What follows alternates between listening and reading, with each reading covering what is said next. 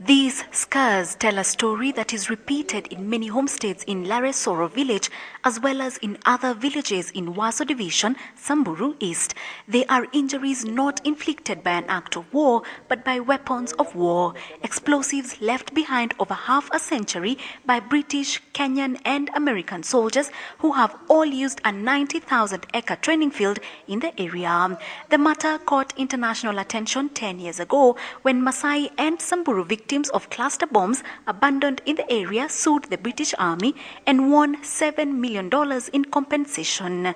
Despite the introduction of cleanup operations after that lawsuit, the local community insists they are still being killed and maimed by abandoned explosives. Only days after 5 children were killed by an abandoned mortar in Olmaroroy near Ngong, residents here are once again raising the alarm over training exercises in the area. They accuse soldiers of leaving active explosives in the training fields where the community often graze their cattle. It is high time we need also to tell the government or whoever is responsible ya kwamba the new constitution is there and we need to argue out our case. Meet Nantolei Lenakio, one of the thousands who were once independent but is now reduced to a beggar. She can no longer fend for her family, which once survived on proceeds she got from selling firewood. Kabla sijamaliza kupasua kuni,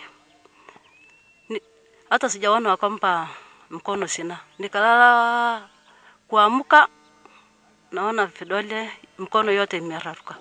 Waso Division, which covers Laresoro, Learata, Losesia and Archers Post, has long been raked with a dispute over the ownership of tens of thousands of acres of land used by the army for training exercises. There have also been protests about employment opportunities and exploitation. In 2003, hundreds of Samburu women sued the British government, claiming they had been raped by British soldiers. Despite having a designated area of 90,000 acres, to conduct their trainings, villagers say the soldiers have been encroaching on their community land. When we train in these areas, we do clearance, and we are very particular on clearance. It is part of our security also. We take care of ourselves also. And whatever is being shown here is another matter altogether. They also complain that military choppers that fly low during training have been a nuisance to their animals as they graze. Joined by human rights activists, the residents complain that the existence of the training camp in the area has not helped improve the living standards of the locals. The military need to be more friendly to the people, because this area now is more or less used for live bombs, live firearms, and I think they need to be friendlier to alert people when they are doing this. But I think the main issue, they must address the whole question of land.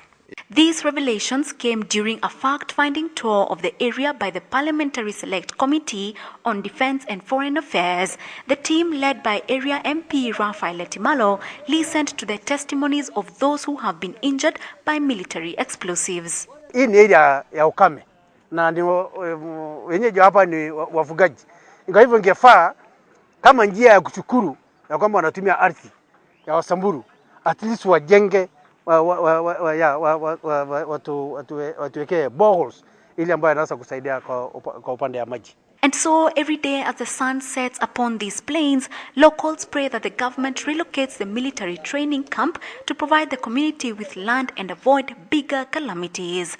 Nderitu for KTN.